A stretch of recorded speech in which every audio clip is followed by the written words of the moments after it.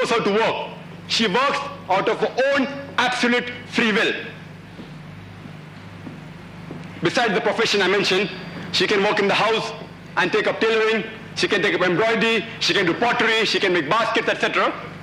She's also allowed to work in factories and small-scale industries in which has been designed exclusively for the ladies. She can work in places which have got separate sections, gents and ladies, because Islam does not agree with intermingling of the sex. She can also do business, and when it comes to doing transaction, where it involves interaction with a foreign male, with a non-mahram, she should do it through a father or a brother or a husband or a son.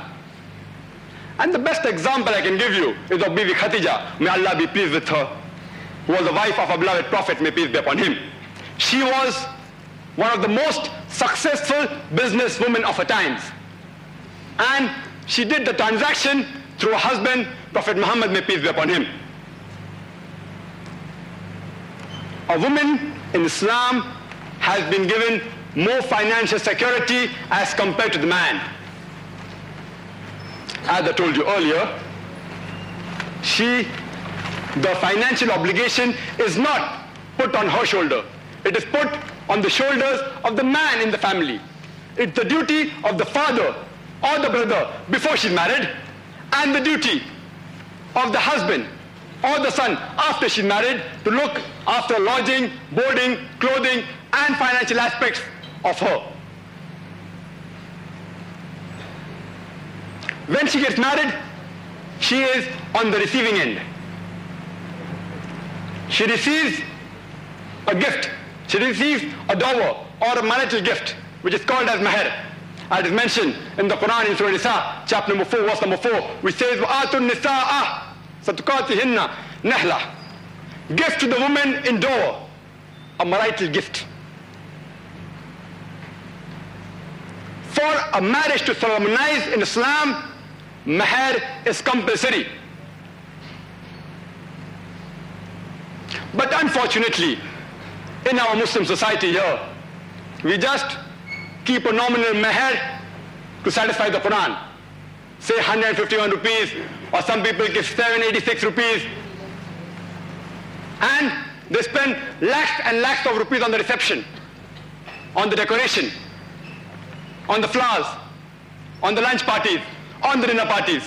In Islam, there is no lower limit, nor is there an upper limit for mahr.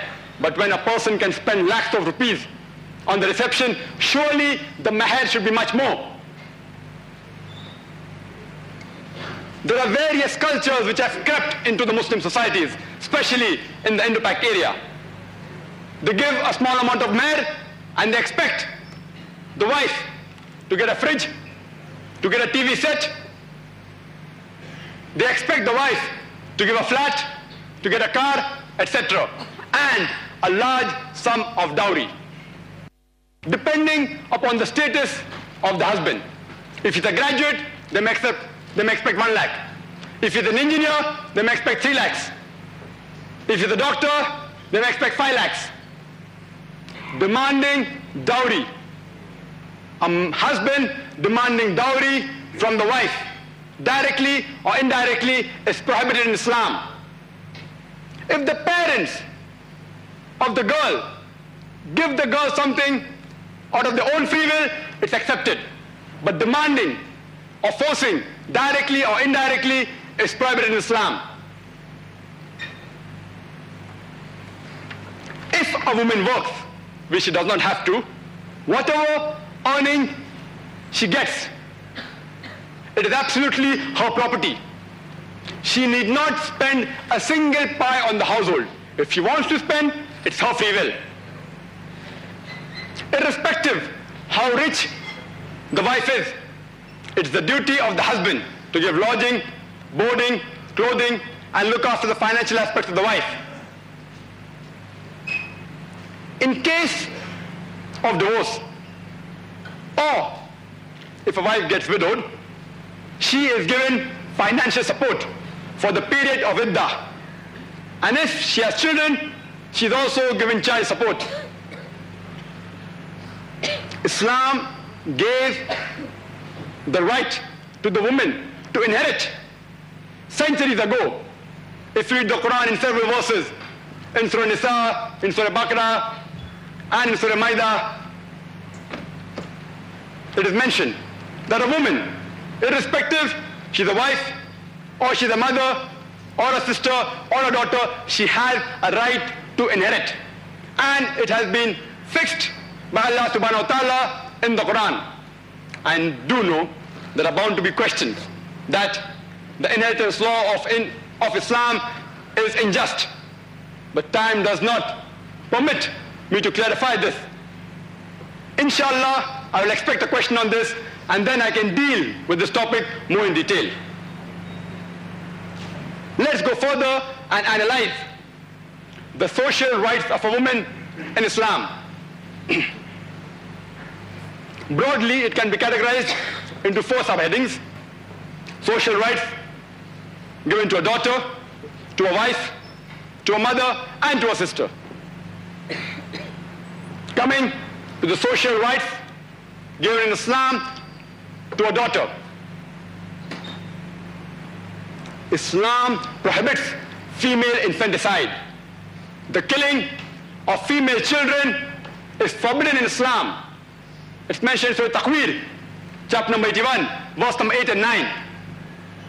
When the female child is buried alive, and when she questions you, for what crime was she killed? Not only female infanticide has been prohibited, all sorts of infanticide have been prohibited in Islam, whether it be a male child or a female child. It's mentioned in the Quran, in Surah An'am, chapter number 6, verse number 151, that kill not your children for want of sustenance, for it is Allah that will provide sustenance for you and for children. A similar thing is mentioned in Surah Isra, chapter number 17, verse number 31, which says, kill not your children for want of sustenance, for it is Allah that will provide sustenance to you and your children. For killing of children is a major sin. In the pre-Islamic Arabia, whenever a female child was born, mostly she was buried alive. Alhamdulillah, after the spread of Islam, this evil practice has been discontinued. But unfortunately, it still continues in our country, India.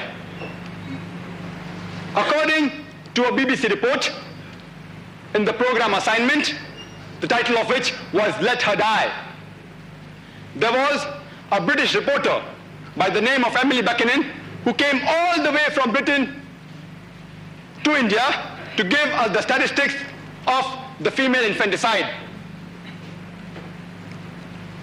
This program was showed more than a year back on the Star TV, and alhamdulillah, it's been shown every month. And just a few days ago, it was again re-telecast. In that program, it gives the statistics that every day, more than 3,000 fetuses are being aborted on being identified that they are females. If you multiply this figure by the number of days, that's multiplied by 365, you get a figure of more than 1 million female fetuses are being aborted every year in our country. That, spend ₹500 on medical examinations like amniocentesis or ultrasonography, and identify that the child the mother is carrying, if it's a female, you can abort it, and you'll save 5 lakh rupees. How? The couple of lakhs you spend on upbringing her, and the remaining lakhs of rupees you spend on giving dowry. According to the report of the government hospital of Tamil Nadu, out of every 10 female children that are born, 4 are put to death. No wonder the female population in India is less than the male population. Female infanticide was continuing in our country since centuries. If you analyze the statistics of the 1901 census, for every 1,000 male, there were